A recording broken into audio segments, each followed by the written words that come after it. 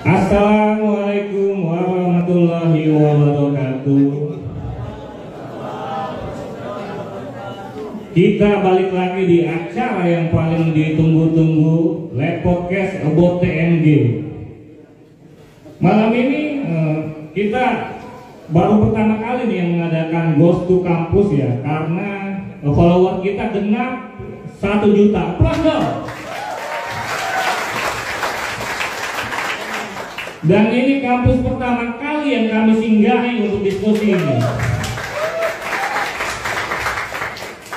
Malam ini sebelum dimulai acara ya, kita mengheningkan cipta terlebih dahulu sekaligus mengirim doa Al-Fatihah terkait soal tragedi Kanjuruhan ya.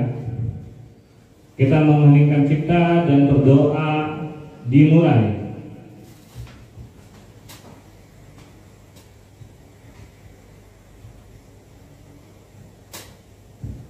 Selesai, terima kasih. Semoga dengan adanya kejadian tersebut Indonesia sepak bolanya menjadi lebih baik lagi ya, amin ya. Oke, tidak menunggu waktu yang lama-lama. Malam ini temanya sangat agak-agak berat nih ya. Arah pembangunan pemerintahan Kota Tangerang. Di sisi kanan saya, beliau juga udah masuk diskusi ya kemarin-kemarin ya di level TNG ya. Wakil Rektor Universitas Ipentek Indonesia, Bambang Kurniawan. Berjumlah. Kalian juga yang mahasiswanya ya. Di sebelahnya ada Dr. Astrid Amalia sebagai fungsional perencana pembangunan dari Bapeda Kota Tangerang. Kalau yang di depan saya perlu kita kenalkan kan ya? Beda banget itu di banner itu benar-benar pergerakan tuh bawa toa gitu kan. Iya, beda banget ini mau kemana sampean? Iya, Egi Yusuf sebagai ketua BEM Universitas Ipentek Indonesia. Oke, kita mulai aja nih. Mas Beng Beng nih, sapa anak kerap dari Mas Bambang Kurniawan. Masing-masing coba kalian komentar ini sedikit saja tema dari judul ini, arah pembangunan pemerintahan Kota Tangerang. Terima kasih. Ini judulnya berat. Tadi sudah direpresentasikan oleh Kak Sam itu waktu nyanyi tentang kota. Itu saya request sendiri ke Kak Sam kemarin.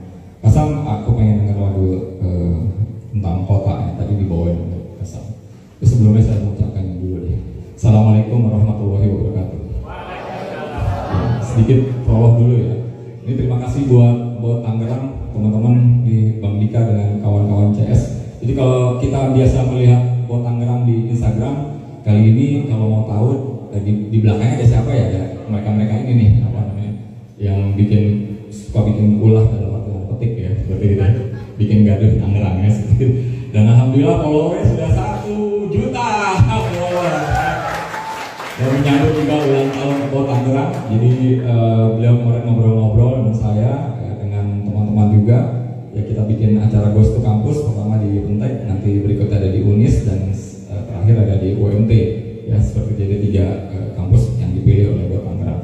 Terima kasih Bang Dika. Jadi kalau melihat judulnya arah pembangunan di pemerintahan Kota Tangerang, ya ini judulnya luar biasa. Dulu kita udah pernah bikin acara diskusi, mungkin Kak Edi, Kak Miing pernah ikut juga.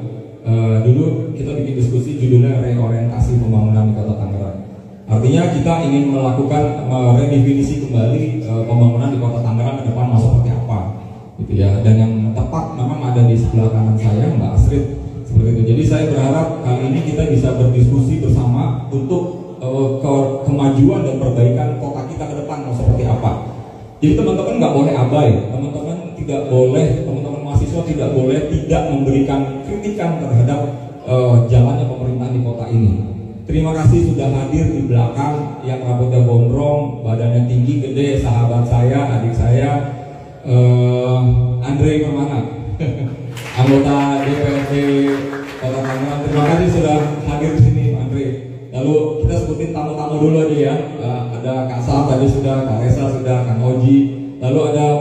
Edi Boneski, berdiri Bang Edi.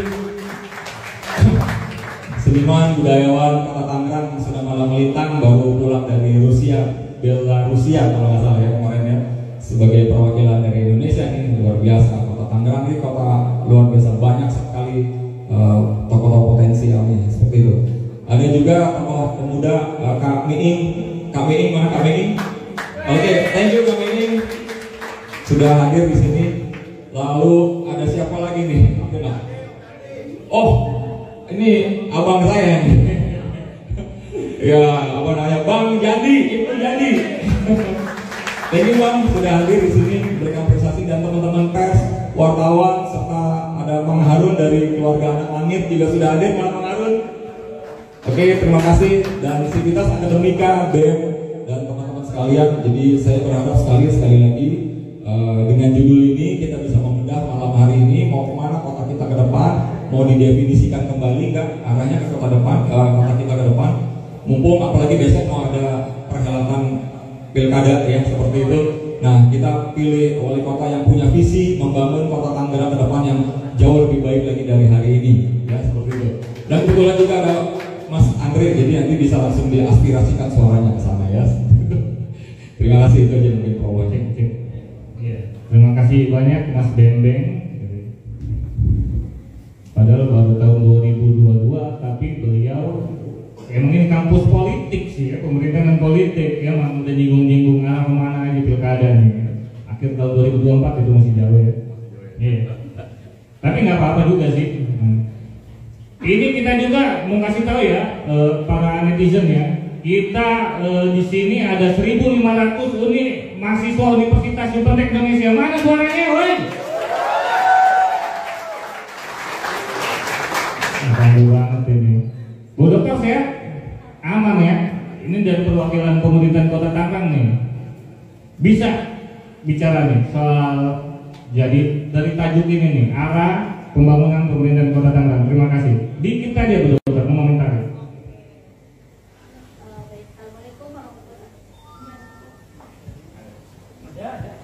Warahmatullahi wabarakatuh.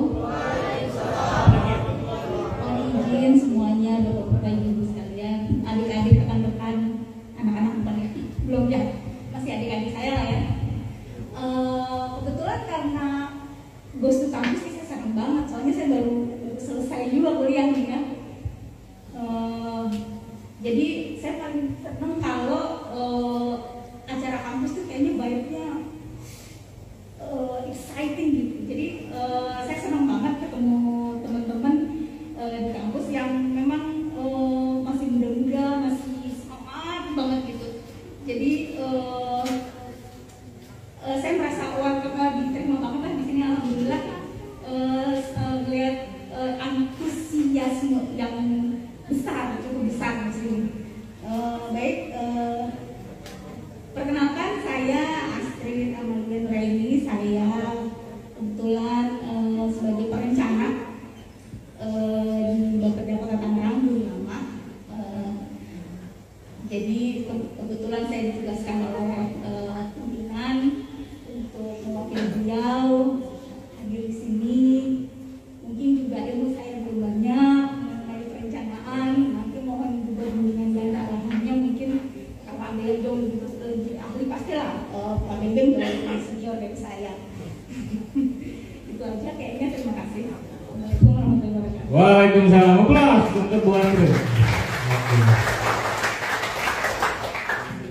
Dari Egi nih, Gi, kapan demo lagi Gi?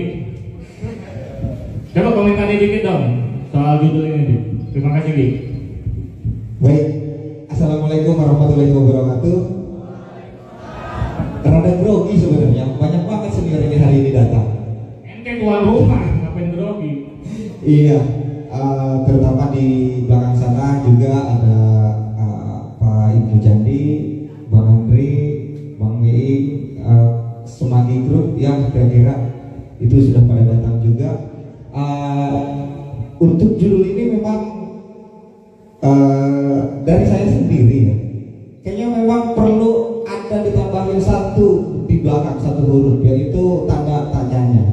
Jadi arah pembangunan pemerintahan Kota Tangerang ini ya kemana dan mau kemana gitu. Karena memang banyak akhir-akhir ini Kota Tangerang pembangunan secara fisik dan non fisik ada gitu. Cuma memang arah yang belum terlihat.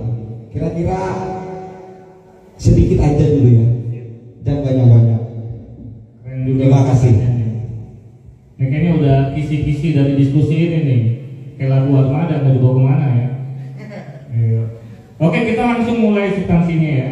Isi dari Mas Bembing nih.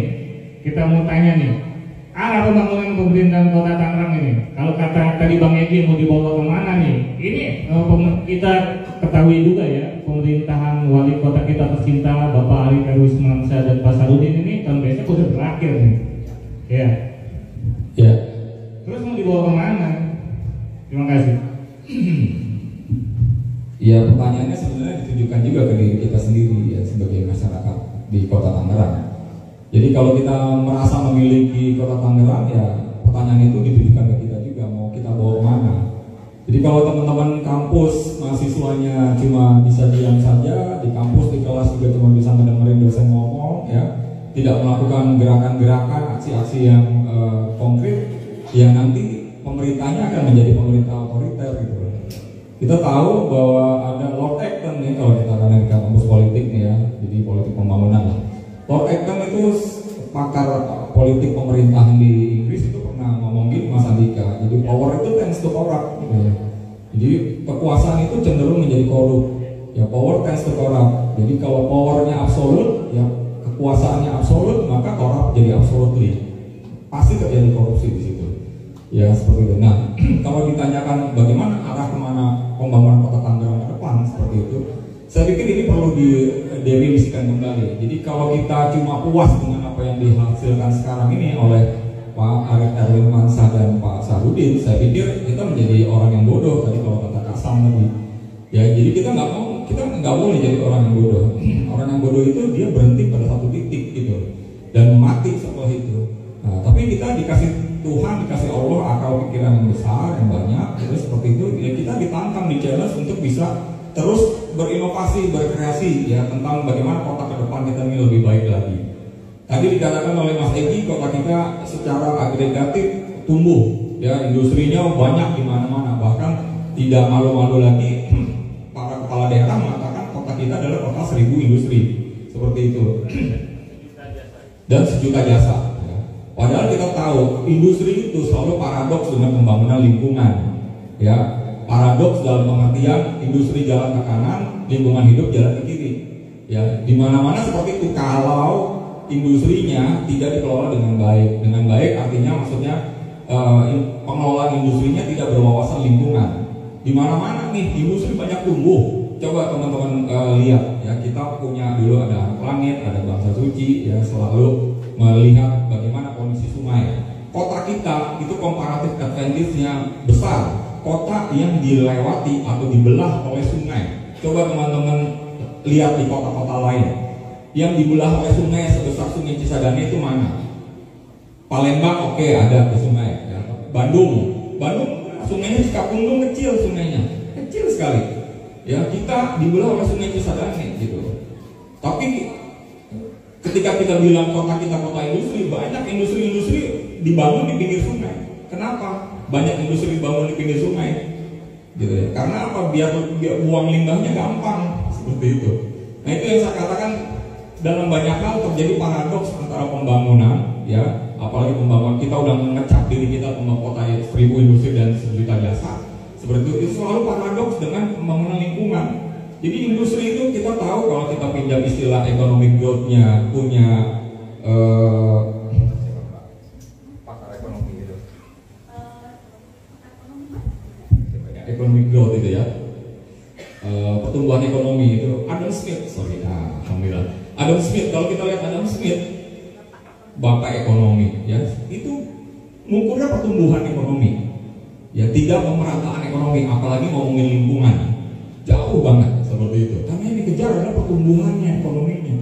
Dengan harapan ekonominya tumbuh akan terjadi trickle down effect. Ya ekonominya tumbuh nanti akan terjadi tetesan-tetesan ke bawah tuh.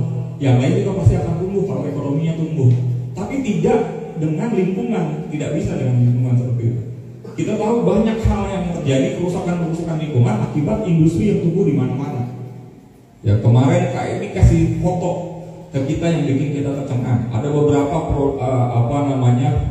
pembangunan yang sudah dibangun oleh Kota Tangerang hanya bisa dibangun, maintenance-nya nggak ada, misalkan seperti itu, luput, ya terjadi banyak sampah di sana sini di sudut-sudut itu. Di luarnya bagus, tapi di balik itu masih terjadi banyak inefisiensi dan inefektivitas dari tujuan pembangunan itu sendiri.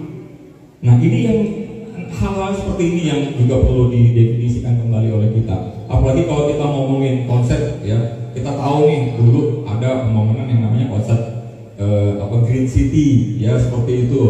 Ada konsep pembangunan sustainability development misalkan gitu ya, di pembangunan yang berkelanjutan atau kota yang hijau seperti itu. Nah ini kan yang juga menurut saya saat ini belum optimal dilakukan. Nah ke depan kalau kita mau kemana arah pembangunan pemerintahan Kota Tangerang ke depan, saya berpikirannya bahwa ke depan ini kita harus membangun kota yang berwawasan lingkungan, ya ada sustainability development-nya di dalamnya di situ, dan yang paling penting bagi saya adalah bagaimana membangun kota ke depan, kota yang humanis, ya lalu juga kota yang berkolaborasi dengan siapa saja. Pemimpinnya adalah dicontohkan role modelnya dari pemimpin. Jadi pemimpinnya pemimpin yang mampu turun ke bawah, bukan hanya pencitraan, gitu ya. Turun ke bawah menegur masyarakatnya secara humanis apa keluar dari hatinya seperti itu. Dan dia mampu membangun kotanya ke depan menjadi kota yang berkolaborasi. Jadi nanti ke depan pembangunan dilakukan oleh kepala daerah maupun bersinergi dengan Dewan, DPRD dan dengan kita semua para komunitas di perguruan tinggi dan komunitas-komunitas seniman, budayawan dan lain-lainnya itu berkolaborasi loh, bersama-sama membangunnya. Seperti jangan katanya ditinggalkan gitu ya. Kita menjadi orang yang asik di negara kita sendiri atau di daerah sendiri seperti itu. Kemarin baru saja teman-teman budayawan gitu ya, alhamdulillah saya juga terlibat di dalamnya. Dikomporin teman-teman itu kita ingin memunculkan sebuah konsep pembangunan di mana Kota Tangerang ke depan akan menjadi kota yang berkebudayaan seperti itu.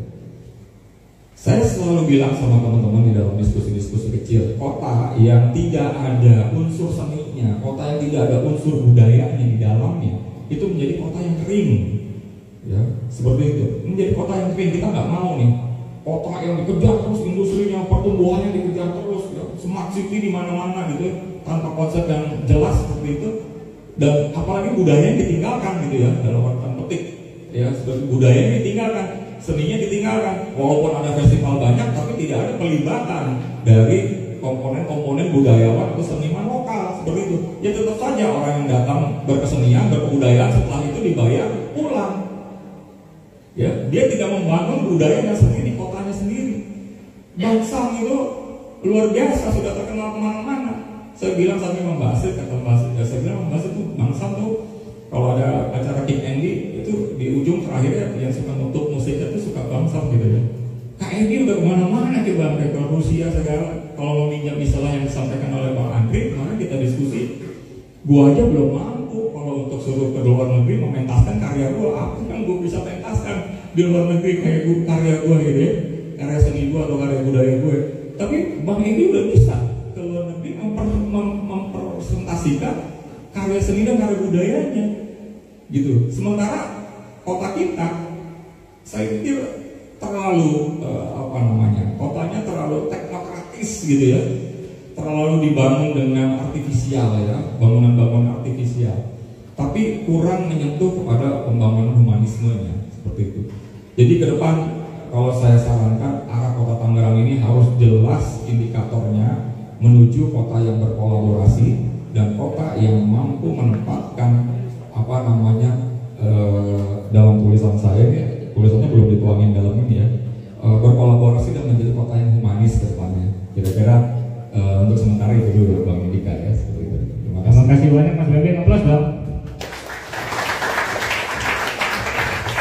Mas Bembeng, punten nih ya, saya mau kutip dari guru saya juga, tokoh masyarakat juga, Bapak Ibnu Jandi. Saya kutip ya kata-kata beliau malam ini. Emang Mas Bembeng ini apa yang dirasa gitu? Analisanya kok dalam banget. Kamu ini apa yang dirasa loh? Pinjam kutipan dari Bang Jandi. Dalam banget ini, benar, luar biasa. Nanti yang kedua ya. Oke, lanjut ke Bu Astrid nih. Izin Bu Astrid dulu nih. Ini pemerintahan dari Pak Arief dan Sarudin ini sudah hampir habis tahun besok. Terus pemerintahan ini sudah apa yang dikerjakan dan dampaknya apa nih ke masyarakat? Tadi Mas Bembeng udah nyenggol soal ada pembangunan, amdalnya gimana nih, lingkungannya gimana gitu kan. Terima kasih Bu Astrid, terima kasih. Saya udah nyiapin slide padahal, nggak saya. Jadi gini, perencanaan pembangunan di Kota Tangerang ini kan kita kan di tingkat di level kabupaten kota ya. Jadi Pak Jokowi punya nawacita ya. Oh ya, jadi Pak Jokowi kan punya nawacita. Kemudian juga ada rencana pembangunan jangka panjang nasional yang kemudian dipecah menjadi rencana pembangunan jangka menengah nasional. Itu kemudian menjadi acuan kita untuk membangun yang di bawahnya, misalnya seperti provinsi maupun seperti kita di kota. Kita nggak boleh keluar tuh dari pakem-pakem itu. Jadi ada pembangunan 25 tahun kan kalau jangka panjang 25 tahun ini A, B, C, D, kita nggak boleh keluar dari situ. Kemudian dari yang jangka panjang 25 tahun itu dibagi per 5 tahun jangka menengahnya. Itu juga kita nggak bisa keluar dari situ karena udah ditentukan ini harus bikin apa. Itu sudah detail di situ. Jadi sama halnya di Kota Tangerang, kita juga harus mengikuti pakem-pakem yang ditentukan dari pusat maupun provinsi.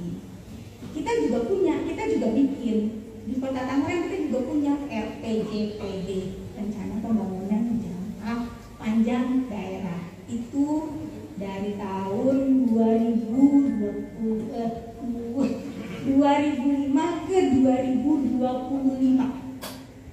Gitu. Sementara untuk jangka menengahnya dari 2019 ke 2023 bukan habis. Itu kita bikin mengikuti atasnya kita itu provinsi, kita itu nasional. Jadi apapun yang kita rencanakan ya udah ada pakemnya, udah ada jalurnya. Kayak kalau naik kereta ada relnya. Jadi kita nggak bisa keluar gitu aja, nggak bisa outside gitu. Jadi ya itulah yang kita laksanakan, yang kita rencanakan memang sudah ditentukan gitu sih. Bu Astrid izin ya, ini kita kan disaksikan oleh kaum milenial nih yang sangat bersentuhan langsung gitu ya. Kalau misalnya dia punya curhatan apa langsung ke kami gitu larinya. Izin dari kami buat PMG belum nyampe nih misalnya tadi makro yang dibilanginnya ya. Saya mau spesifik nih, sudah apa aja yang dikerjakan oleh Pak Arief dan Pak Sarudin nih untuk Kota Tangerang gitu. Karena kemarin tim dari Mas Bembeng dan kawan-kawan mereka bilang ini nih arahnya nggak jelas gitu kan. Terima kasih. Harus lihat ya contekan dulu ya. Spesifik ya, yang lebih spesifik ya. Karena ini kan udah 2 periode udah mau berakhir dan masyarakat apa nih gitu kan? Apa aja yang dapat dari masyarakat? Jadi kalau rencana jangka panjangnya yang 2005 sampai 2025 kita kan punya visi. Visi kita itu kota industri, perdagangan dan jasa yang maju dan lestari berlandaskan akhlak lainnya. Nah, ini dari visi ini kita punya 5 misi. Yang pertama, mewujudkan sumber daya manusia yang berakhlakul karimah, maju dan berdaya saing. Yang kedua, perekonomian yang maju dan berdaya saing. Yang ketiga, mewujudkan lingkungan hidup yang asri dan lestari. Yang keempat, mewujudkan pelayanan prasarana, sarana, fasilitas kota yang memadai dan berdaya saing. Yang kelima, mewujudkan penyelenggaraan pemerintahan yang baik dan bersih. Itu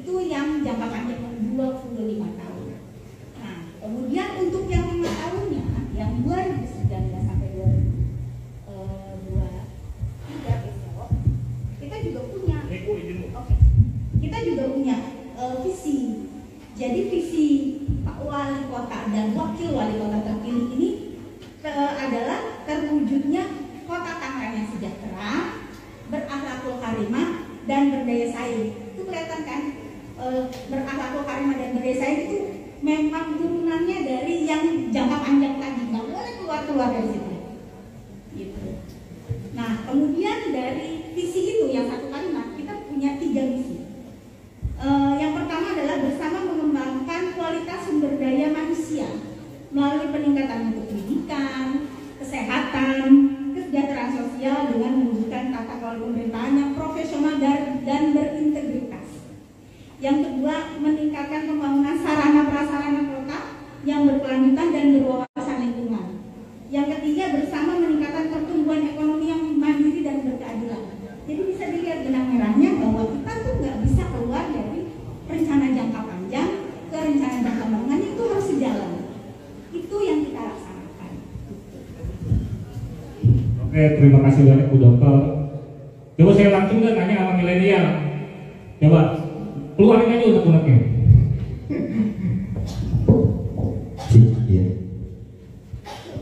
Iya, memang arah pembangunan Kota Tangerang ya.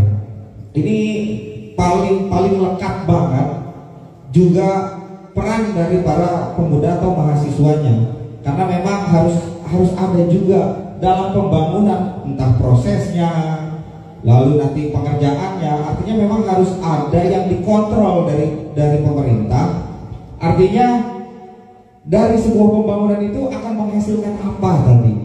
Kalau minjem Mas Bambang tadi, efektivitas dan efisiensinya apa kira-kira kayak gitu. Jadi peran pemuda atau peran mahasiswa hari ini yang memang digadang-gadang selalu menjadi agent of change, agent of control sosial, iron stock, moral force, ataupun menjadi stok nanti kepemimpinan selanjutnya. Artinya memang harus paham juga, mahasiswa mampu mentransformasikan apa yang sudah didapat dari kampusnya gitu. Dari bukan hanya di kelas, tapi di kampus itu banyak juga ada grup-grup diskusinya. Artinya ketika memang suatu pembangunan ini tanpa kontrol, ini akan asal-asalan. Banyak beberapa yang sedikit saya soroti. Hari ini pembangunan menjadi monumen. Setelah dibangun, untuk apa? Setelah dibangun kosong. Setelah dibangun, siapa yang ngisi gitu? Taman-taman kita dekat banget ya ke Taman Gajah ya. Sering banget ya sih lihat kosongnya. Tapi mungkin sedikit saran, bisa ada revitalisasi baru dari pemerintah Kota Tangerang untuk taman-taman ini. Misal Taman Gajah menjadi taman komunitas musik atau yang lain-lainnya. Karena dalam pembangunan setelah kita kontrol, lalu efisiensi bentuknya untuk apa? Dan itu ada semuanya di pemuda. Komunitas semua itu ada, komunitas musik, komunitas karya, komunitas hewan, itu juga ada. Artinya disitulah pos-posnya yang memang peran kita bisa juga sebagai selain pengawasan, tapi juga bisa dalam segi pembangunan. Jadi kalau memang peran kita sudah ada, lalu apa yang harus dieksplor dari pemuda ini? Jadi harus mahasiswa juga harus paham juga. Pertama itu yang paling pertama. Dan yang kedua, ketika memang ini sudah ada, sudah dibuat ini wadah-wadahnya, itu yang kita bangun. Maka arah pembangunan Kota Tangerang ini akan semakin terlihat. Itu baru sedikit sedikit kritik ya. Kira-kira memang taman itu yang paling banyak hari ini digaungkan, termasuk kampung tematik itu juga digaungkan sekali dari mulai periode pertama. Lalu pembangunan yang lain banyak juga jadi bukan hanya kosong, tapi malah menjadi resiko tinggi. Bisa dilihat di jembatan Teletabis ya, itu resikonya sangat tinggi dan banyak juga kejadian-kejadian atau korban-korban di sana. Bahkan truk macet itu truk nyangkut itu udah sering di sana.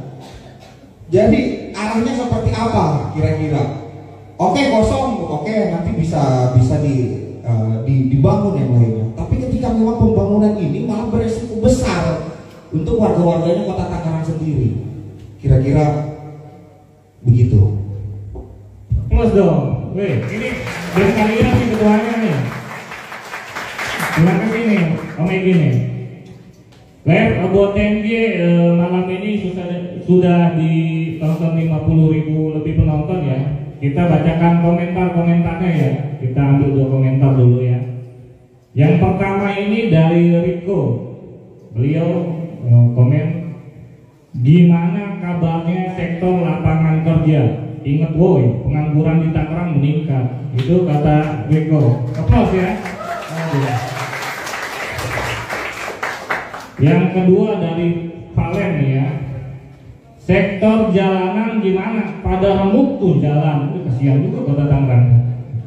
Dari Valen nih. Oke, saya pertama ini untuk menjawab ini pasti tentu dari pemerintahan Kota Tangerang ya, Bu Astrid izin. Dari yang Ibu tadi jabarkan ini kayaknya terjadi paradoks Bu.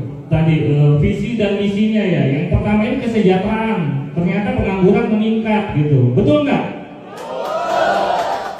Yang kedua, pemerintah Kota Tangerang itu menyiapkan sarana umum. Ternyata jalanan pada berlubang.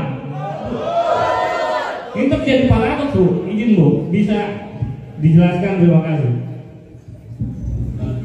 Jadi kalau yang satu-satu gitu kan berarti kan yang kegiatannya mikro itu sebenarnya adanya di dinas teknis. Saya tidak berkapasitas untuk menjawab itu. Jadi tapi mungkin yang bisa saya sampaikan seperti ini. Memang untuk kalau misalnya pengangguran kita bisa lihat jadi pengangguran meningkat. Memang tingkat pengangguran terbuka Kota Tangerang memang meningkat semenjak COVID ya. COVID-19 ini bikin pertumbuhan ekonomi kita lambat, bahkan kita minus 3% ya. Itu tuh paling rendah se-Provinsi Banten. Kemudian pengangguran, tingkat pengangguran terbukanya tinggi. Terus apalagi yang cuma ternyata begitu saya bandingkan dengan kabupaten kota lain, yang banyak yang lebih parah. Kayak Kabupaten Badung di Bali, itu dia pertumbuhan ekonominya minus 16%. Itu cuma minus 2%. Memang kita karena kita banyak bergantung, ekonomi kita banyak bergantung dari bandara, jadi begitu bandara tutup kita kena. Begitu industri harus WFH kita kena. Ya tentu saja karena memang itulah yang kita sumber pendapatan kita. Terus saya bandingkan lagi dengan daerah lain seperti misalnya Kota Surabaya. Kota Surabaya juga minusnya banyak ya. Jadi saya kemarin lihat data dari Badan Pusat Statistik, Kota Tangerang itu beberapa indikator makro daerah. Kota Tangerang itu lagi pertumbuhan ekonominya minus 6,92%. Sekarang tapi sudah membaik, di 2021 sudah positif. Ternyata Kota Surabaya juga sama minus 4%, ini hampir minus 5%. Dan tingkat pengangguran mereka juga sama, hampir sama dengan kita, malah udah lebih parah mereka 9,68%. Jadi ini memang karena COVID-19 pandemi ini kita benar-benar terpukul. Tapi itu juga sama dialami oleh banyak daerah lain dan seluruh Indonesia juga mengalami hal itu. Bukan berarti kita tidak berbuat apa-apa, kita berbuat banyak hal-hal yang coba kita buat seperti membuat pada job fair yang online kemudian kan kemarin online karena ada social distancing, kemudian ada pelatihan di kelurahan. Itu salah satu cara untuk mengatasi demikian pengangguran. Kemudian juga hal untuk yang jalan rusak, kalau itu kebetulan saya tidak ada kapasitas untuk menjawab karena itu adanya di dinas teknis. Maaf, terima kasih. kasih aplaus dong buat Bu Astrid. Tadi jawabannya karena COVID-19 ya, makanya banyak yang nganggur. Tapi kalau jalan itu kan sebelum jauh-jauh hari juga, sebelum COVID juga udah pada rusak, Bu. Oke, kita beralih ke Mas Bempeng ini gimana nih analisanya nih? Ini pengangguran meningkat, infrastruktur perjalanan memprihatinkan. Terima kasih. Ya, terima kasih Nika, Mas Rio, penjelasan dari Mbak Astrid ya. Jadi Mbak Astrid tadi menggambarkan tentang data-data angka-angka seperti itu ya. Nah kalau saya ya kita sebagai akademisi ya semua kita wajib percaya juga kepada angka-angka tersebut. Tapi di balik angka-angka tersebut ini juga yang perlu kita lakukan apa gitu ya, seperti itu. Di pengangguran terbuka, penurunan pertumbuhan ekonomi turun seperti itu ya. Ya biarin, kalau menurut saya Mbak Astrid, biarin kota Surabaya mau 16%, mau 20%. Bandung mau jauh lebih terpuruk dari kita, yang kita nggak peduli lah kayak gitu. Yang penting kan kita nih kota kita gitu ya. Jadi ada beberapa kawan-kawan kita juga yang di birokrat yang selalu membandingkan kita dengan kota yang lain, seperti kita lebih baik dari yang lain. Pertumbuhan ekonomi kita walaupun minus 3%, yang lain ada minus 20. Ya saya pikir ngapain mikirin yang lain, pikirin aja yang minus 3. Buat kita nih apa yang harus kita lakukan ya, what should be done-nya apa gitu, dan buat kita harus kita berbuat ke depannya, kira-kira begitu ya. Jadi lalu kalau kita minus 3%, Surabaya minus 16, kita mesti bangga gitu kan? Enggak juga kan, seperti itu kan. Jadi banyak indikator-indikator yang perbedaan. Saya yakin kalau kita telaah lebih jauh, kita bedah lebih jauh dengan kota Bandung misalkan di Bali ya. Oke, pertumbuhan ekonominya jauh lebih turun dari kita, tapi dia pelapisnya itu kuat gitu loh. Kita tahu Bali itu adalah kota yang pergerakan budaya dan seninya itu kuat, bagus gitu loh. Ya. Kita lihat kecepatannya. Jadi kalau sekarang pandemi COVID sudah mulai turun, kita lihat dia saya berasumsi ya, kita belum melakukan riset, saya berasumsi dia ketinggalan jauh dari kita. Tapi ketika pandemi COVID sudah selesai dan penerbangan ke Bali kemarin Menparekraf ya, Sandiaga Uno mengumumkan penerbangan ke Bali sekarang sudah dibuka, berapa ratus maskapai sudah ditujukan ke Bali. Itu jauh lebih cepat dari kita. Kita masih minus 3%, dia udah naik lagi, cepat naiknya seperti itu. Artinya ada produk unggulan yang dia memang concern di situ gitu. Kalau kita ngandelin industri aja, kayak gitu ya. Saya tidak mengabaikan industri juga dibutuhkan oleh kita. Karena comparative advantage dan competitive advantage kota kita memang salah satunya ada di industri. Jadi kalau kita mau bersaing dengan Karawang atau dengan daerah-daerah lain gitu ya, dengan Serang, nggak usah jauh-jauh ke Karawang, dengan Serang, ya memang salah satu keunggulan kota kita adalah kita sudah terbentuk menjadi kota industri seperti itu. Akan tetapi ada hal-hal lain yang perlu saya ingin mengajak, ada hal lain yang perlu kita dorong lagi gitu loh, sebagai sebuah identitas kota kita selain kota industri.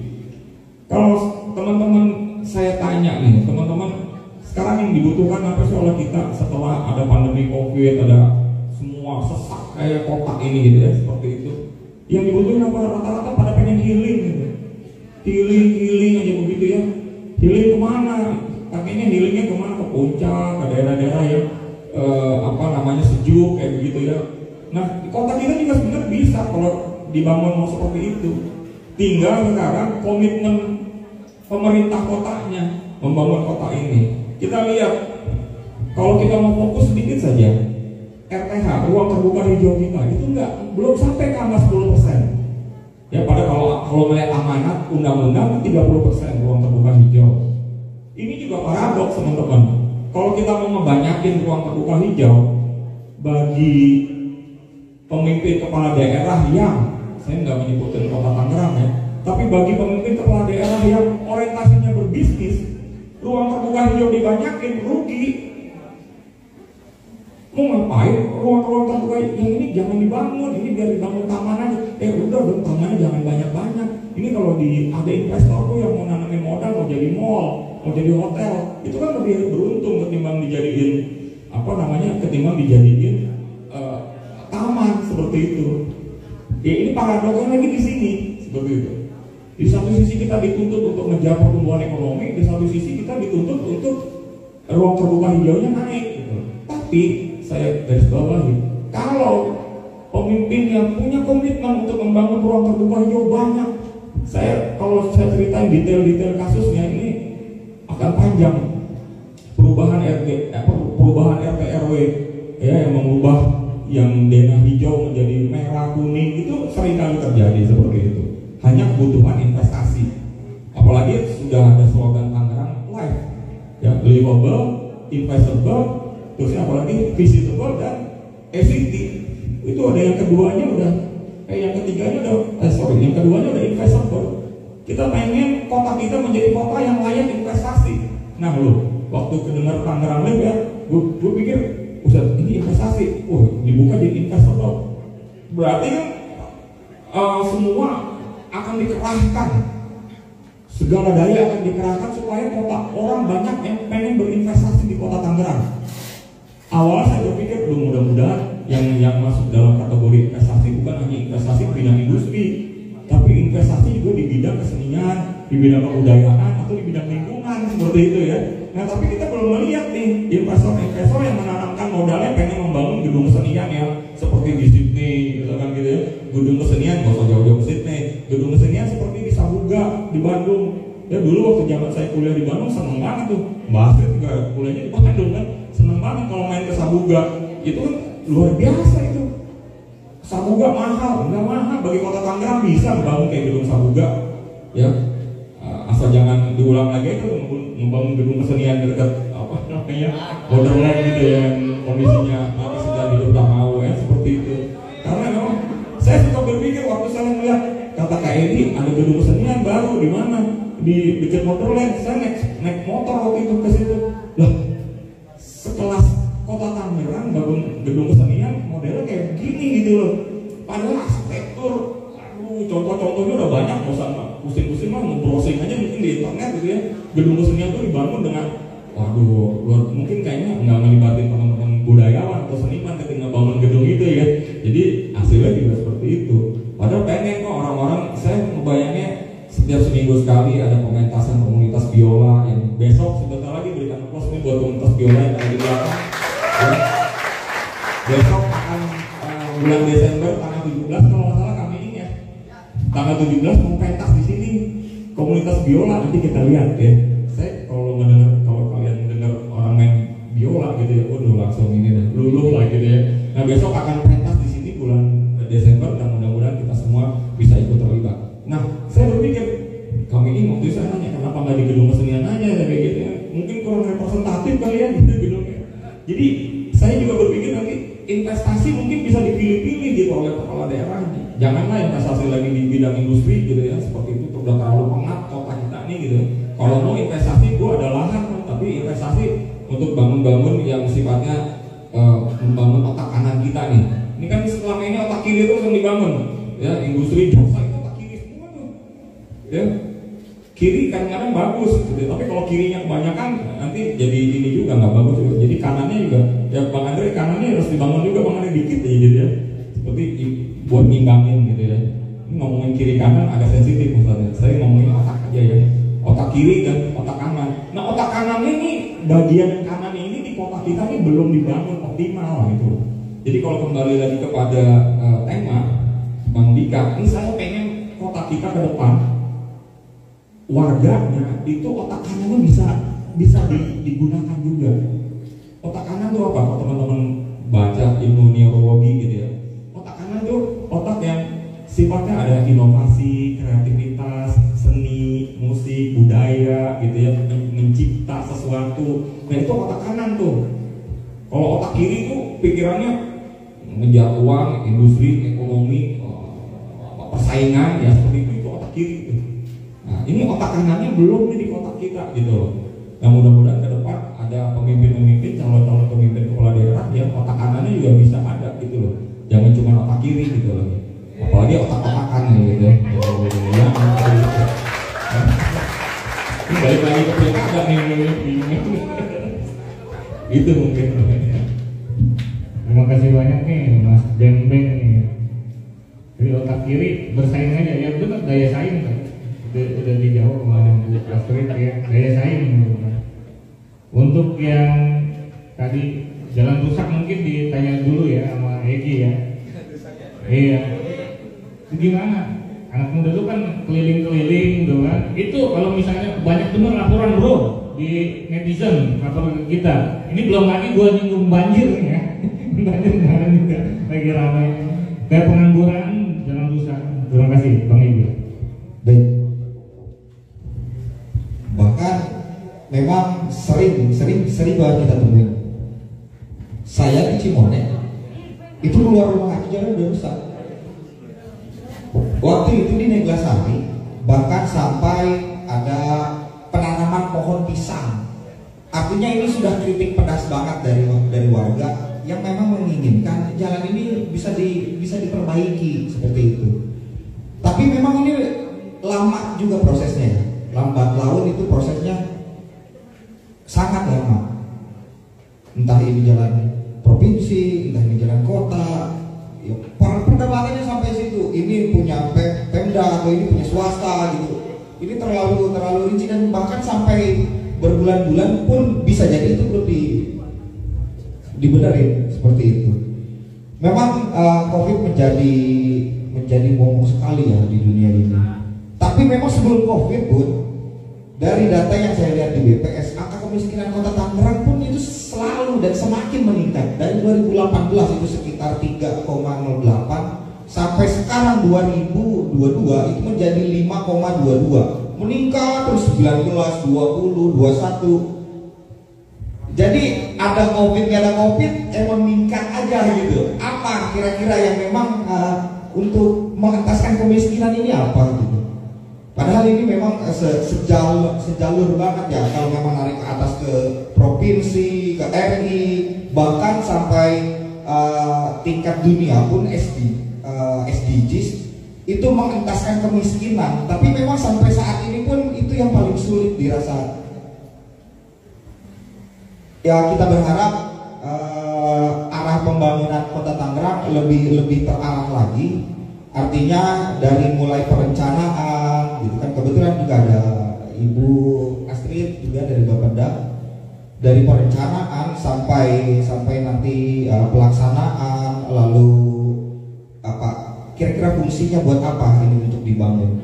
Kita sedikit apa namanya terenyuh ketika melihat ada salah satu pembangunan, contohnya itu akuntansi benteng ya. Ini apa sebenarnya perencanaannya itu bagaimana? Perencanaan di 2019 bisa dilihat di LPSE itu pengadaan sampai sekitar 15 miliar, 180 juta. Sebanyak itu APBD yang dianggarkan untuk angkot, tapi selama 1 tahun itu masih mangkrak. Kira-kira ini perencanaannya sampai mana sampai bisa mangkrak seperti itu, sedangkan dalam 1 tahun sudah berapa kali memang itu ditun up gitu kan, ada pemeliharaannya. Artinya mungkin dari perencanaannya aja sudah bisa dilihat begitu. Itu. Tapi yang ingin saya tanyakan lagi kepada mahasiswa, khususnya yang berada di hari ini ada di kampus Universitas Yupen Indonesia, siap untuk mengawal pembangunan Kota Tangerang? Siap mengawal? Siap? Ya, terima kasih. Luar biasa nih. Padahal malam dia demo di sini. Aduh, benar-benar. Kamera kita liatin ke audiens ya, audiens mungkin banyak yang mau nanya nih. Dari tadi oke. Kita geser ya. Selamat malam semuanya. Oke, ada yang mau nanya? Lu masuk buat TNP lu, tanyain emak lu, bapak lu, adik-adik lu, kakak-kakak lu. Ayo, siapa yang mau nanya? Oke. Depan sini dekat sini. Coba ada mic. Ini. Di standby. Hah? Oh, udah standby. Sana mic-nya udah. Itu tuh mic-nya. Mic-nya itu. Udah standby di sana. Udah standby juga.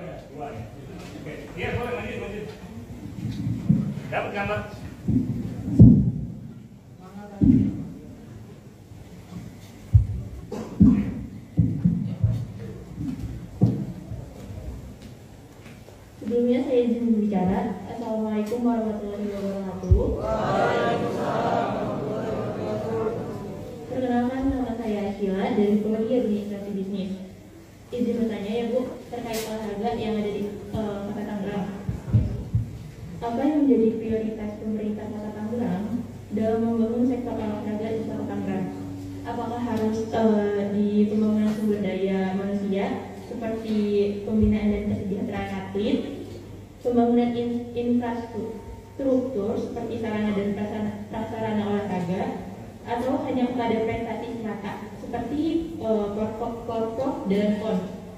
Dan ada pun pertanyaan terakhir dari saya, berapa persen alokasi anggaran per tahun untuk sektor olahraga? Apakah pembangunan di sektor olahraga termasuk prioritas Pemkot Kota Tangerang? Cukup sekian dari saya, terima kasih. Assalamualaikum.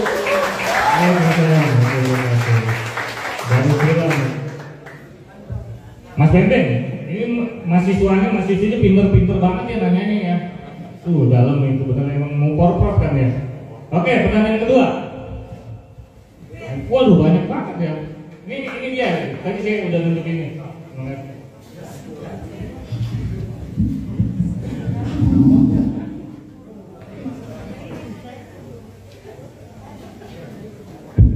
Assalamualaikum warahmatullahi wabarakatuh.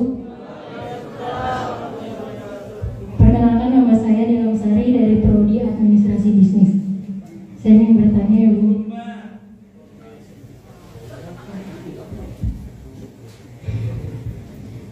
apa rencana pemerintahan Kota Tangerang ke depannya yang perekonomiannya tadinya katanya minus 0,3%, sedangkan banyak pabrik atau industri yang malah pindah lokasi ke daerah lain dan sudah tidak beroperasi lagi.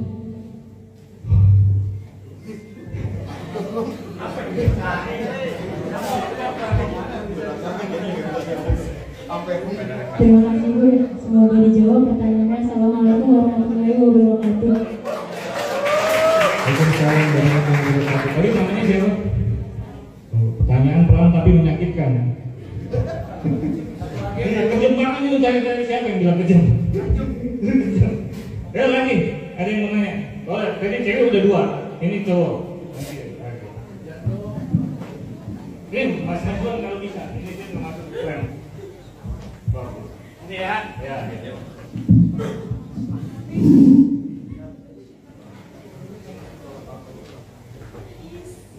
Assalamualaikum warahmatullahi wabarakatuh. Perkenalkan, nama saya Philip Aluraji Ferdiansyah dari Prodi Ilmu Pemerintahan. Saya ingin bertanya pada Dr. Astrid, bagaimana tanggapan Bapeda terhadap bencana kebakaran dan banjir, dan apa rencananya untuk korban kebakaran yang rumahnya terbakar? Terima kasih, mohon dijawab. Terima kasih nih Ferdi. Terakhir ya, terakhir 4. Tadi dia udah nunjuk aja nih, yang ini nih, dia nunjuk aja nih. Paling tepat, pasti banyak yang komen, cakep nih soalnya. Depan. Assalamualaikum warahmatullahi wabarakatuh. Nama saya Dena Tiani dari Prodi Ilmu Pemerintahan. Izin bertanya ya Bu, untuk penanggulangan yang tadi Ibu bilang kan visi-misinya dari 2005 ya kalau nggak salah, tentang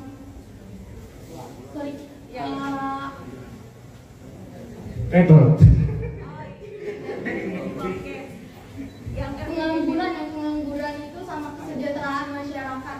Tapi sedangkan sampai sekarang dari 2005 sampai sekarang itu masih sama aja gitu. Pengangguran itu masih banyak. Cara menanggulanginya itu gimana? Apa dengan cara membandingkan dengan daerah lain atau menambah buat kerja orang lain gitu?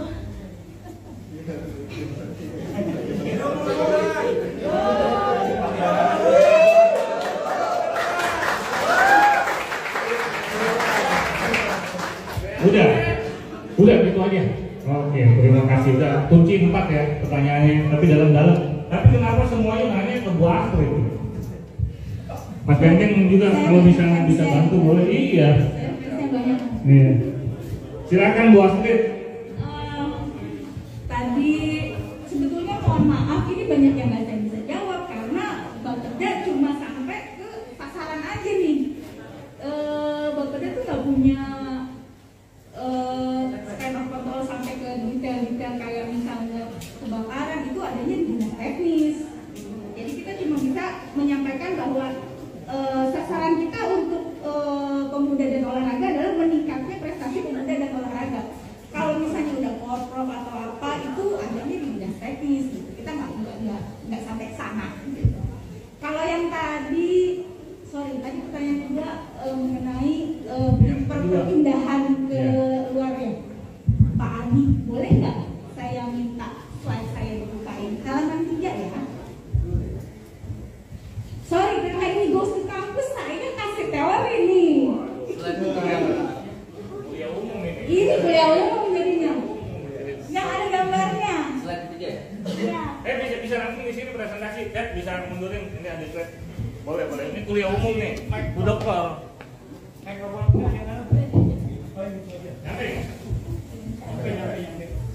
Nah, ini dia. Sebelumnya boleh deh. Ibu boleh di sebelah Fakultas apa ya? Tadi yang tanya fakultas apa? Bu, izin geser di sini, Bu. Ibu, kalian nyampe, Bu.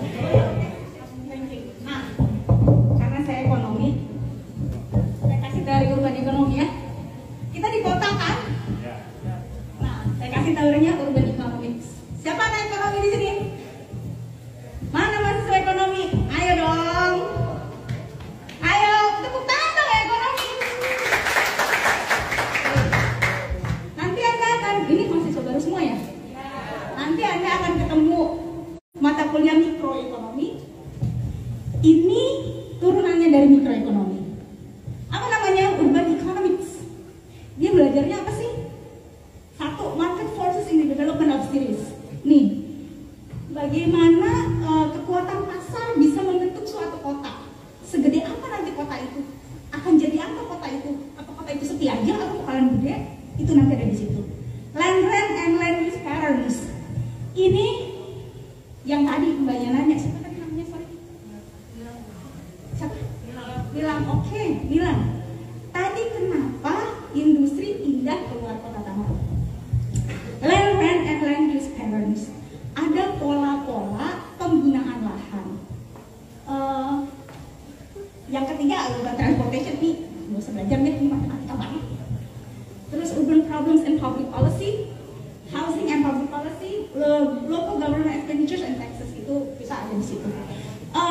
Slide selanjutnya, Mas Adi, hello. Oh iya. Nah ini nih, kita lihat di sebelah garis tegak ini, itu yang merah itu area commercial. Itu jadi dari yang merah ke yang hijau, yang merah itu adalah inti kota, pusat kotanya. Makin ke pinggir, dia makin landai, makin sedikit orangnya, penduduknya makin sedikit, penggunaan lahannya juga makin jauh, itu makin nilai lahannya makin murah. Sementara yang merah itu mahal. Nah karena mahal, jadi dipakai buat apa kira-kira? Situ ada tuh commercial, sektor jasa, dagang, perdagangan dan jasa. Nah karena apa? Mereka butuh space kecil, untungnya gede, ya kan? Space kecil untungnya gede. Coba lihat di Jakarta SCBD dengan luas segitu, tapi keuntungannya gede. Nah, yang kedua industri. Kita di industri ya. Nah, kemudian yang ketiga residential, permukiman. Yang keempat agriculture, itu pertanian. Ini tadi ada di topik yang kedua, land use patterns, pola penggunaan lahan. Jadi kalau di pusat kota kita bayangkan bahwa pusat kota kita adalah, jangan dilihat wilayah administratifnya. Pola penggunaan lahan itu jangan dilihat administratifnya, bahwa kita di kota Tangerang, ada di kota Tangsel, ada di kota Jakarta, enggak. Pusat kota yang dimaksud di sini adalah tidak terbatas administratif. Jadi kita ini pinggiran Jakarta, kita kebawa sama, kita tuh keseret sama Jakarta. kita tuh bagian dari mereka. Jadi kalau harga tanah di Tangerang ini makin kesini makin mahal kan? Makin mahal. Rumah mahal nggak? UMR naik nggak? Nah, itu naik lah. Karena lahannya makin mahal, jadi akan lebih menguntungkan kalau digunakan untuk komersial daripada untuk industrial. Ya, karena industrial butuh lahan lebih banyak. Mereka butuh naruh mesin, naruh peralatan. Tapi kalau perdagangan dan jasa itu dengan skup yang kecil dia cukup lah. Kenapa mereka pindah keluar? Karena di sini udah lebih mahal. Mereka tidak sanggup, they cannot afford. Mereka tidak sanggup untuk bayar. Akan lebih menguntungkan kalau mereka pindah ke yang nilai lahannya, harga lahannya selalu balik. Harga lahannya lebih murah. Akhirnya mereka pindah kemana? Kemana? Bisa ke Serang, bisa ke Jawa Tengah, banyak sekarang di Jawa Tengah. Itu kenapa? Karena kita sudah mahal. Nggak untung lagi mereka di sini dengan harga 2 sekian, kita nggak bisa margin untungnya kecil. Nah ini makanya nanti kalau udah kuliah ikut ya teori ekonomi mikronya, ini nanti akan ada seperti ini. Ya, oke. Udah bisa menjawab? Nilam, puas nggak Nilam? Tadi apa malah nambah bingung? Hah? Hah?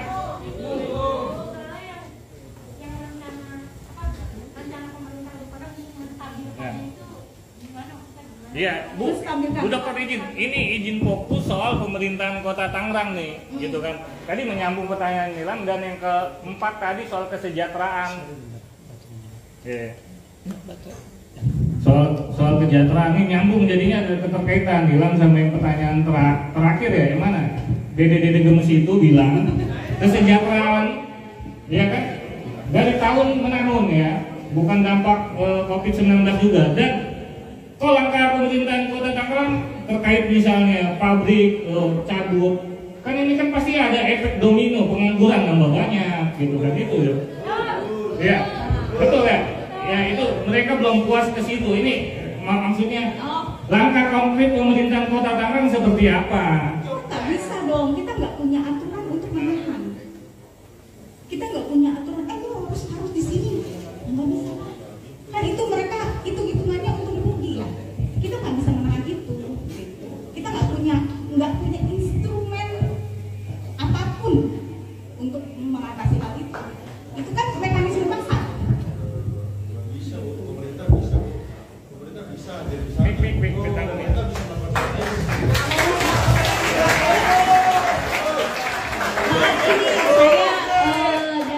Iya Bu, sebentar Bu Astrid. Kalau kata Charles Darwin terkait teori evolusi, spesies yang bisa bertahan hidup bukan yang terbintang maupun yang terkuat. Spesies yang bisa bertahan hidup adalah yang bisa beradaptasi terhadap perubahan. Perubahan itu kan keniscayaan. Teman-teman Bapeda harusnya sudah punya proyeksi bahwa pandemi COVID-19 menjadi variabel yang mengubah semua segmentasi kehidupan. Sudah dihitung. Pembangunan infrastruktur yang dilakukan Pak Jokowi, membangun Cipali, akhirnya menggeser potensi industri di Kota Tangerang ke wilayah yang berbiayanya lebih murah. Kan sudah terhitung Bu. Kan gitu loh. Jadi sebenarnya kalau hari ini Ibu mewakili pemerintah Kota Tangerang terus bilang bahwa pemerintah tidak bisa apa-apa, ya nggak bisa dong. Hari ini tidak bisa menyerahkan segala sesuatu pada mekanisme pasar. Kita mempercayakan Bapak Ibu sekalian sebagai penyelenggara pemerintahan daerah untuk melakukan proteksi.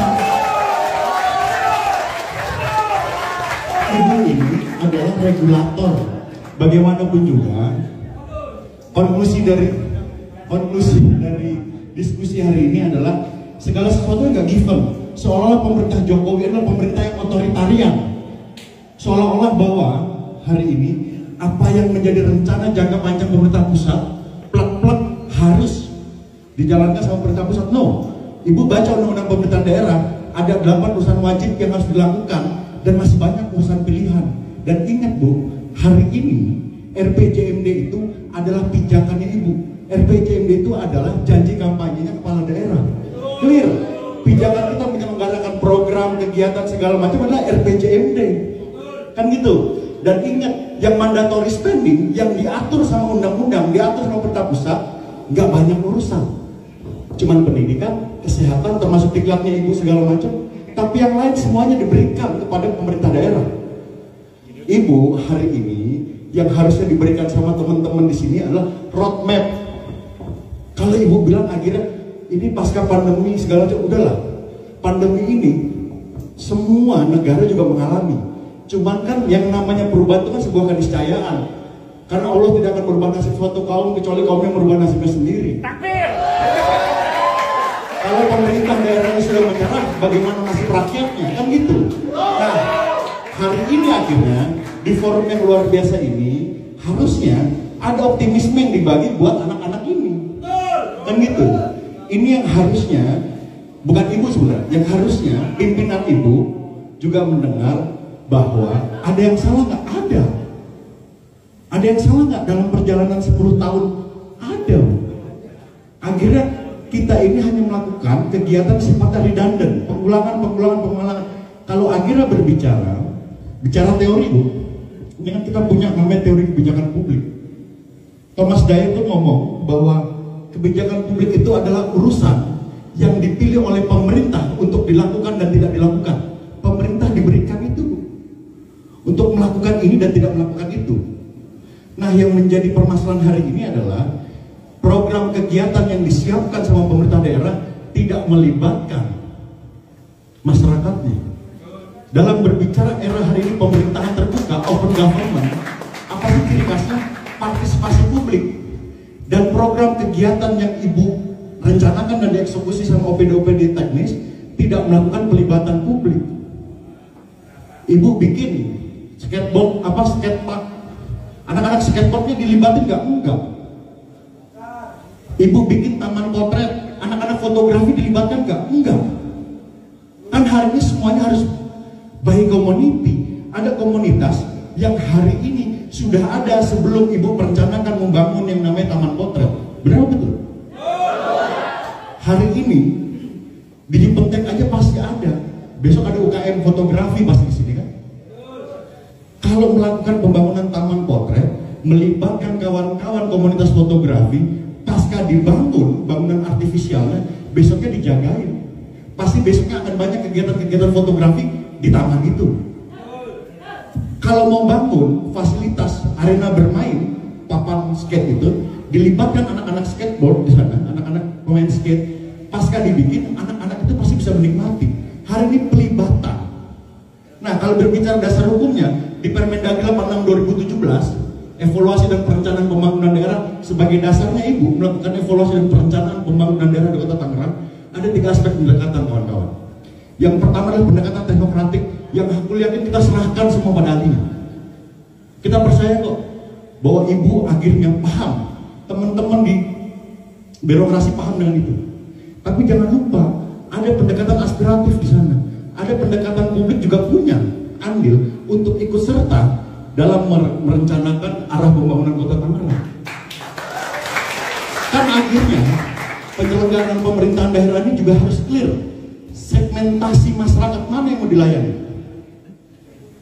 Yang kita mau adalah orientasinya jelas. Kalau mau melakukan pelayanan publik berbasis masyarakatnya, tanya masyarakatnya mau apa. Jangan gerak jalan sarungan, tapi ASN yang sarungan, masyarakat nonton doang. Hari ini akhirnya kita terjebak sama bungkusan-bungkusan bu. Padahal menurut saya Kota Tangerang ini kota yang cukup kaya dengan banyak nilai-nilai kearifan lokal di masyarakatnya. Ingat bu, kekuatan dari sebuah civil society itu adalah masyarakatnya. Dan ini yang maksud saya, mumpung kita masih punya satu APBD 2023, menurut saya belum terlambat untuk kita semua mendengar apa yang diinginkan oleh publik dan itu terrefleksikan dalam kebijakan umum yang akan dikeluarkan oleh pemerintah Kota Tangerang. Menurut saya itu. Tapi kalau hari ini terus ibu bilang kita nggak bisa apa-apa karena itu mekanisme pasar, enggak. Minimal kalau sudah nggak ada lagi yang mau investasi pabrik di sini, diganti orientasinya. Nggak usah bangun pabrik. Pendekatan berbasis kalau masalah berbiaya mahal, Kabupaten Tangerang pun juga mengalami hal yang sama. Karena kondisi existing hari ini, kalau ibu akhirnya menjadikan alasan kita nggak bisa apa-apa karena ini adalah mekanisme pasar, enggak. Pemerintah akhirnya diberikan juga kewenangan untuk melakukan proteksi. Proteksi itu yang kita harapkan hadir di sini. Bukan terus berbicara akhirnya ini nggak bisa karena dari pemerintah pusat, ini nggak bisa karena pandemi, ini nggak bisa karena kemauan pasar begitu. Enggak lah. Buat apa akhirnya kita punya pemerintahan daerah kalau nggak bisa memproteksi kepentingan kita sebagai masyarakat? Dan sebagai penutup, ada dua model penyelenggaraan pemerintahan di era modern yang Mas Beng-Beng. Di Yunani sana ada Athena dan Sparta. Milih. Kalau kota ini mau dibangun dengan pendekatan yang filosofis, isinya anak-anak yang nilai budayanya tinggi, para pemikir Plato, Socrates segala macam, pilihlah model kepemimpinan seperti Athena. Tapi kalau mau diisi orang-orang yang memang hobi olahraga, kuat segala macam, pilihlah Sparta. Tinggal milih. Jangan akhirnya berdiri di antara Sparta kagak, Athena enggak. Akhirnya ya gede jasa. Terima kasih warahmatullahi wabarakatuh. Oh, banyak juga nih pendukungnya dia.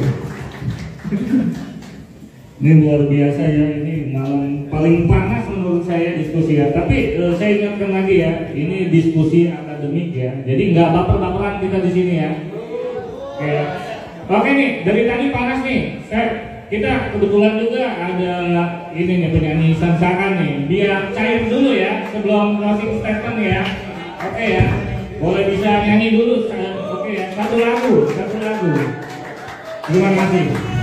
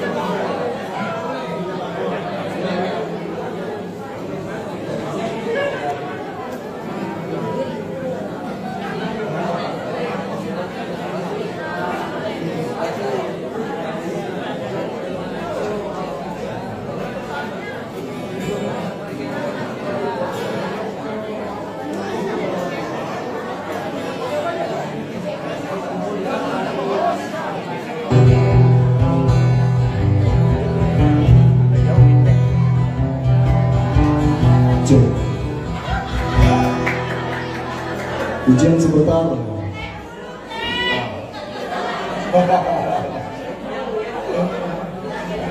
Terkadang kita butuh teori, tapi mungkin dalam kenyataan prakteknya ya.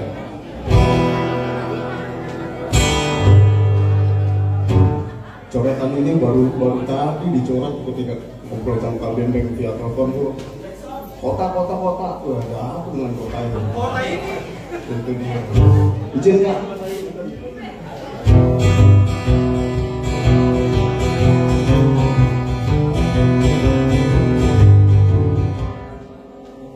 Di tengah kota, alun-alun masjid berdiri megah. Komplek mahal, apartemen, hotel berdiri mewah. Gedung tinggi rumah sakit bukan punya kita. Di tengah kota, ormas sultannya berkelahi. Sekelompok orang bermedia kuasai lahan. Kaki lima pedagang kecil dipahami mereka. Di tengah kota, orang kota sulit mencari kerja. Di depan pabrik, di depan kantor, di tengah janji penguasa kota. Para remaja luntang lantung menunggu nasib dengan sesuatu yang tak pasti. Gadis-gadis sedang untuk menjual kesucian berganti. Wah! Salah siapa? Dosa siapa? Kota ini jadi kota prostitusi. Salah siapa? Dosa siapa? Anak muda dan anak sekolah online musim main judi. Salah siapa? Dosa siapa? Orang tua tak lagi dihargai. Salah siapa? Dosa siapa? SDM kotanya ada di mana? Di tengah kota, di tengah kota, budayanya arahnya kemana? Di tengah kota, di tengah kota, saya menyanyi di tengah kota. Semoga saja lagunya tidak salah, karena saya nggak mau nanggung dosanya.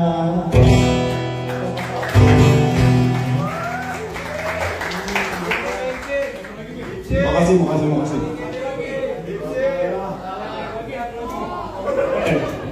Terima kasih.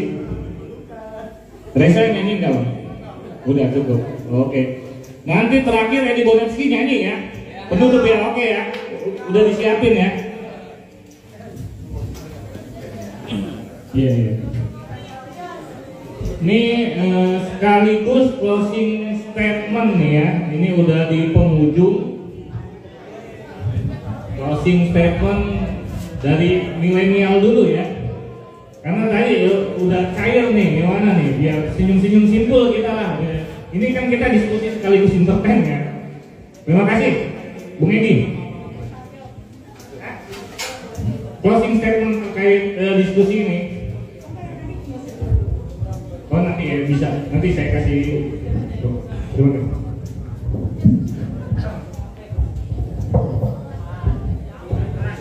Ya, baik.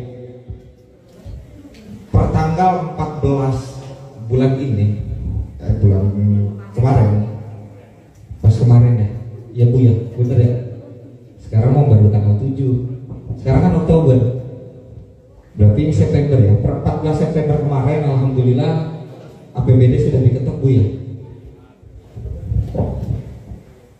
Harapan kami sebagai pemuda, sebagai mahasiswa mendapatkan peran pada pembangunan ini agar arah pembangunan Kota Tangerang semakin jelas dan semakin terarah juga. Terima kasih.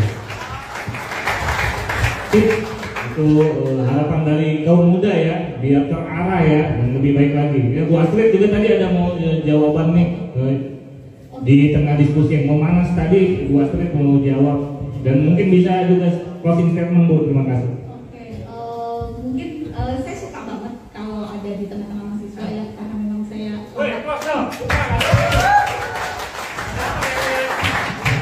ya Bu ya, suka ya, nikmati ya, enjoy. Iya, makasih Bu. Karena saya lama jadi mahasiswa dan saya baru melepas status kemahasiswaan saya. Jadi saya senang banget kalau tengah-tengah mahasiswa karena penuh dinamika, penuh harapan untuk masa depan. Dan saya mau tanya mahasiswa udah mahasiswa kan, bukan calon lagi kan? Udah pernah ada yang ikut musrembang belum? Udah ada yang pernah ikut musrembang belum? Musrembang apa sih? Apa sih musrembang? Apa ya? Makhluk apa sih Pak Googling? Ya, itu ngapain? Ngapain sih musrembang? Musrembang itu ada di dari tingkat bawah ya, dari kelurahan kecamatan sampai ke tingkat kota.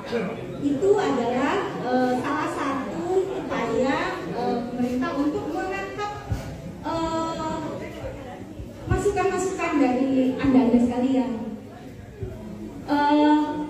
Kalau buat tahun terakhir kemarin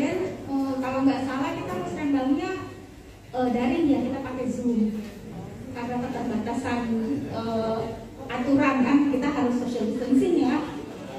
Nah, saya kemarin ikut musrenbang untuk tahun 2023 itu di bulan Februari Maret ya, untuk tahun anggaran 2023.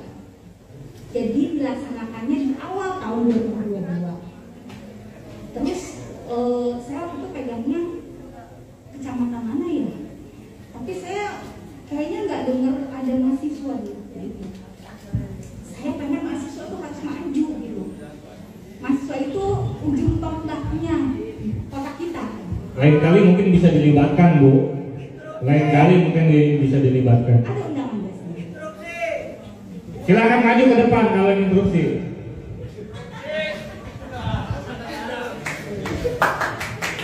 Kita udah mulai closing. Duduk sini. Oh, interupsi saya nggak jadi nyanyi. Kameranya di sini. Duduk di sini. Kameranya nggak terbalik. Udah nggak kamera di situ, ada duduk sini. Di sini aja. Interupsi langsung ya. Assalamualaikum warahmatullahi wabarakatuh. Merdeka ibu yang tersayang. Provokasinya nggak meyakinkan itu, Bu. Mahasiswa untuk hadir di musrenbang, karena saya musrenbang itu bukan hanya milik mahasiswa, tapi milik praktisi, petani, dagang kaki lima, profesi. Iya. Ibu jangan coba mengharuskan mahasiswa hadir. Kalau bahasa pasca kolonialisme, pasca reformasi nggak boleh. Bukan baper, Bu. Harus mulai ada kuasa ngomong untuk itu. Ya. Mungkin KBP malu untuk mengisahkan itu, ya kan? Sebenarnya juga kayak gitu, ya. Dan hal-hal yang tadi juga terlalu drafter, Bu, yang disampaikan, terlalu flat kalau bahasa panggung, nggak bisa diberikan warna kolaboratif, komposisi baru. Kalau secara skonografi dan biografi penciptaan secara kultural, jadi terlalu kaku. Jadi untuk menyusun negara, menyusun tata pemerintahan 13 kecamatan dari sini sampai Larangan, itu harus memakai pola organik, pola kehidupan yang hidup, bukan kekakuan yang ditampilkan. Jadi saya nggak nyanyi ya hari ini. Kalau saya nyanyi lagi sama temanya kayak Kasal juga, udah Intisari. Ini bentuk lagu saya hari ini. Selamatkan kota ini. Terima kasih Ibu. Untuk Alam Edi Boneski ini ya bisa dijawab, hak jawab bisa dijawab. Tadi audiensnya kan mahasiswa, saya pikir yang depan aja, oh ternyata yang belakang juga pengen disebut. Oke, musrenbang itu memang untuk semua, nggak cuma mahasiswa, tapi alangkah baiknya mahasiswa juga mulai untuk belajar berbicara melalui musrenbang, karena biasanya yang agak jarang gitu saya dengar ada mahasiswa mengkritisi gitu. Itu sih. Yang lain justru semua lapisan masyarakat itu kan kita ada akademis ya, ada akademisi, bisnis, swasta, kemudian government dan media. Jadi kita sama-sama membangun kota ini ke arah yang lebih baik. Dan biasanya kalau musrenbang itu 1 tahun sebelumnya dilaksanakannya. Sudah, Bu Dokter. Terima kasih banyak Bu Dokter. Applause dong. Oke, sebelum ditutup oleh Mas Beng, kita butuh pencerahan juga nih ya, atau notulensi ya, inspirasi dari tokoh masyarakat. Kita undang ke depan Bapak Ibnu Jandi, silakan.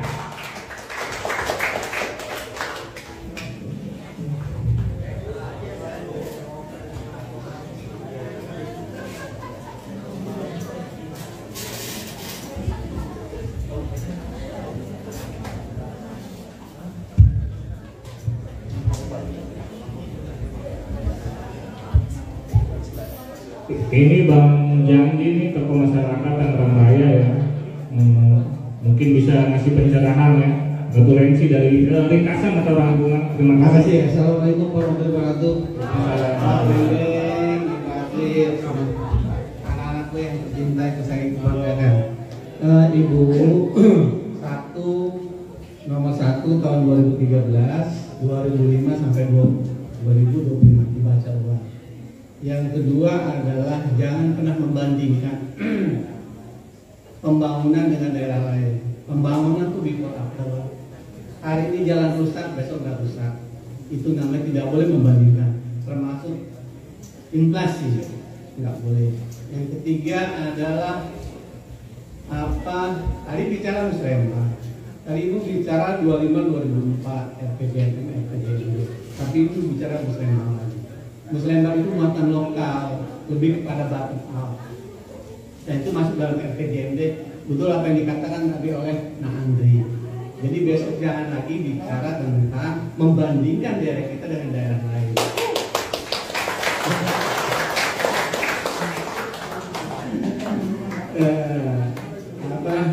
Lebih kepada kekayaan yang ada di diri kita, ya. Kita gali semua apa yang menjadi kekayaan yang ada di diri kita. Itulah bentuk bagaimana arah pembangunan pemerintah Kota Tangerang. Jadi jangan lagi membandingkan dengan daerah lain. Nggak ada itu. Yang ada adalah before after. Hari ini Cisadane nggak bagus, besok menjadi bagus. Hari ini kita kota administratif itu pernah dibilang kota terjorok sedunia ya, spendingnya. Itu before, afternya tidak terjorok lagi. Nggak boleh dibandingkan. Menilai bukan dibandingkan dengan daerah lain. Menilai itu before after.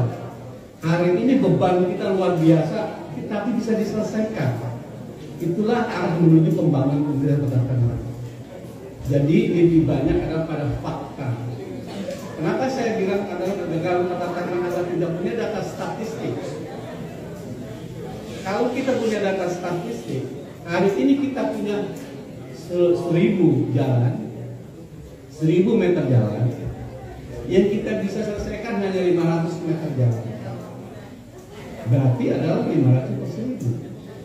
Statistik kita adalah orang memilih. Kenapa saya bilang ada pembangunan Kota Tangerang itu gagal? Karena saya lagi mengerjakan RPJMD bahwa tidak ada pembangunan yang berbanding lurus dengan bagus dengan RPJMD-nya. Nggak ada. 2014 sampai 2020, 2014 sampai 2021 saya udah semuanya itu. Kayak saya di pesan, saya bilang sama Adika, kalau kita diskusi. Karena adalah jangan sampai teman-teman mahasiswa ini adalah daerah kita bisa dibandingkan dengan Bandung, bisa dibandingkan dengan Kabupaten Tangerang, bisa dibandingkan dengan Tasik. Enggak boleh. Kita adalah kita. Ya Bu, sampaikan kepada wali kota. Terima kasih. Assalamualaikum warahmatullahi wabarakatuh. Terima kasih Abang Pul. Thank you. Oke, terakhir nih dari Mas Bembeng nih, sekaligus closing statement karena kita sudah 1 jam 30 menit guys. Silakan.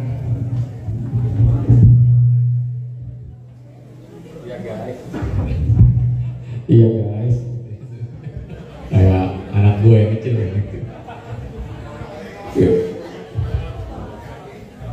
Oke teman-teman sekalian, teman-teman mahasiswa di Universitas Politeknik Indonesia, kalian besok harus berangkat ke Bogor ya, seperti itu.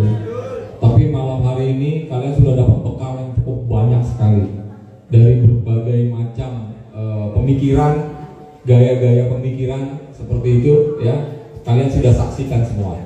Dan saya pikir kehadiran Mbak Astrid, kehadiran Mas Dika, Egi, Mas Andri, Bang Jandi, dan Kak Edi itu bisa menambah wawasan kalian semua tentang bagaimana membangun Kota Tangerang kita ke depan. Ya, ada saya tetap dalam konsep pemikiran saya tentang kota kita ke depan seperti apa. Ya, tadi sudah disampaikan. Ini hanya saja sebelum ke situ saya mau sedikit mengkritisi tentang bentuk pelaksanaan musrembang. Ya, mohon diperhatikan nih mahasiswa.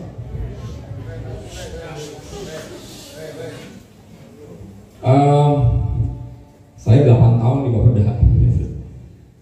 Kalau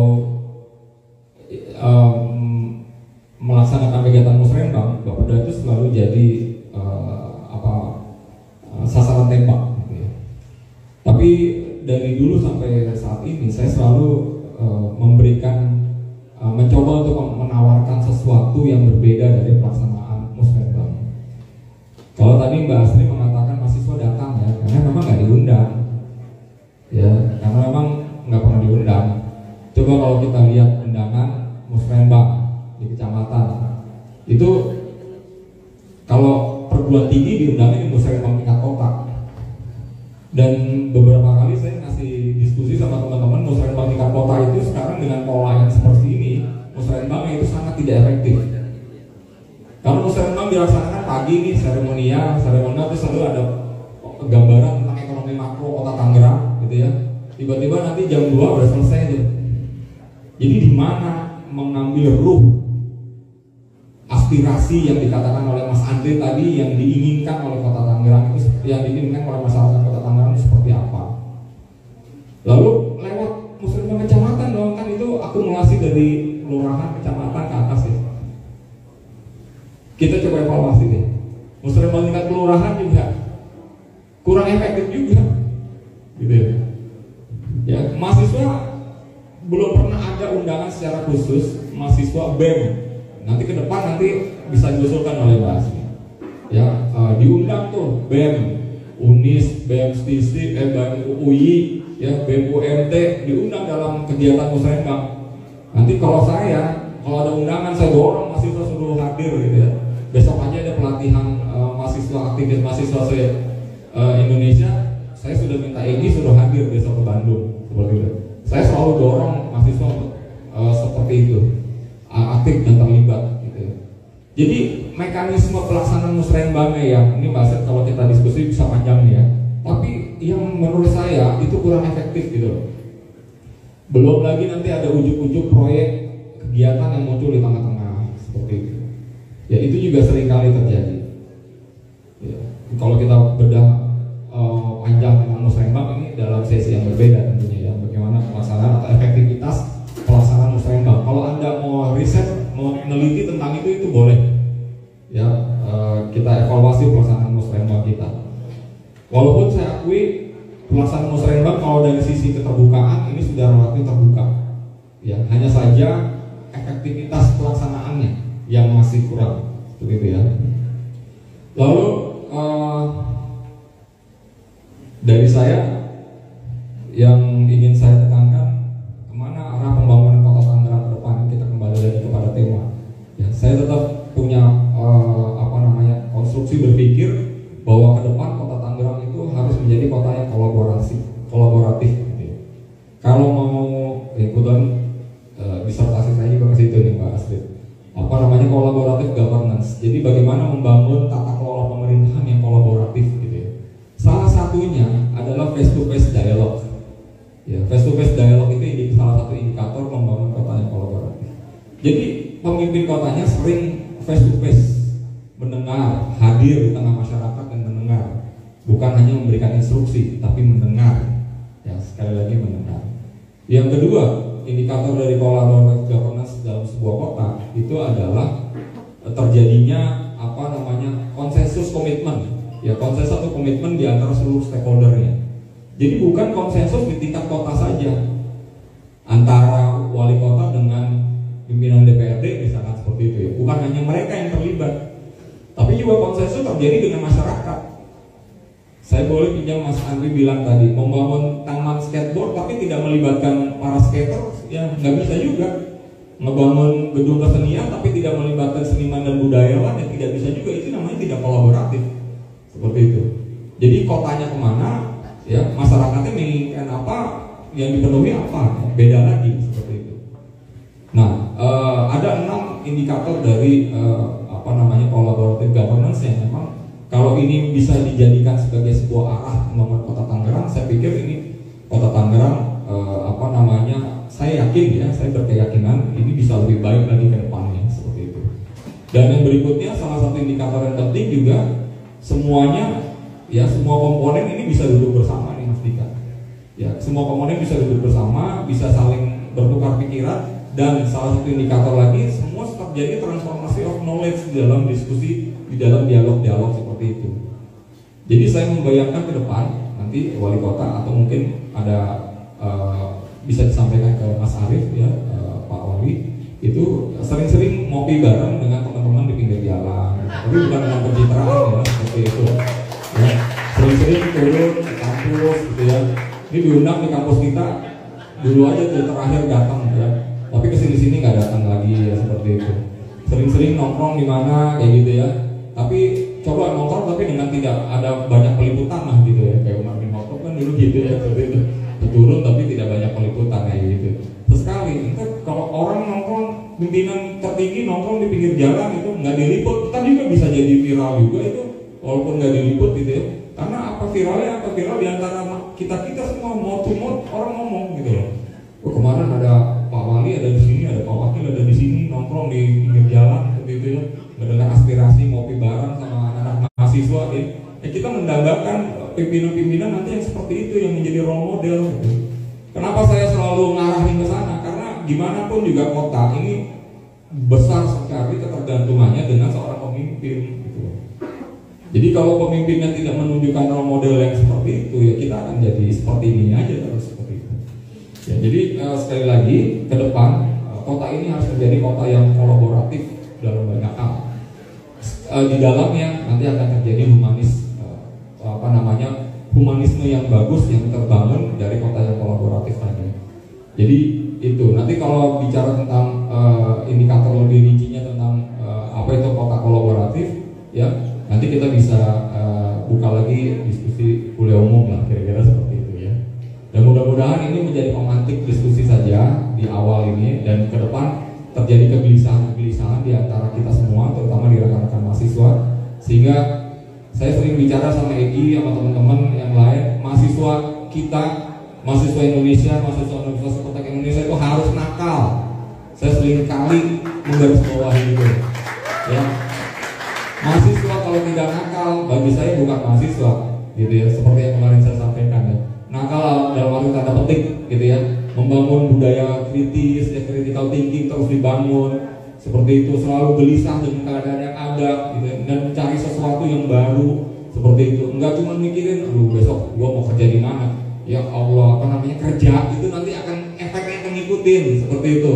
Saya dulu jadi mahasiswa, kalau mau boleh banding nggak pernah tuh waktu selama mahasiswa mikirin kerja, nggak pernah ya. Yang ada demo masuk penjara, kayak gitu ya, seperti itu aja. Tapi pas udah selesai ada ininya sendiri, kebentuk sendiri nanti, karena terbangun pemikiran di kita gitu loh.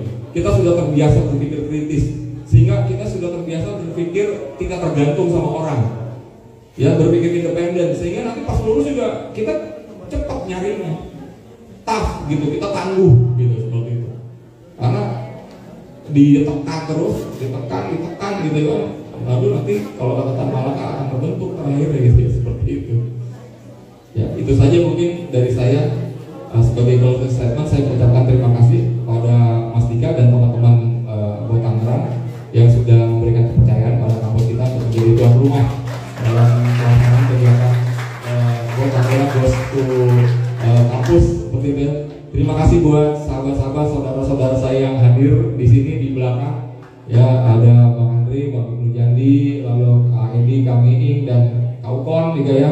Dari Unis itu dosen Unis tuh ya, datang di sini. Terima kasih sudah hadir di sini. Kak Sam, terima kasih. Kak Oji, Kak Resa, Mbak Astrid, terima kasih sudah hadir di sini. Sudah terbiasa lah kata Mbak Astrid. Dulu juga di kampus sering diskusi debat-debat ini udah terbiasa.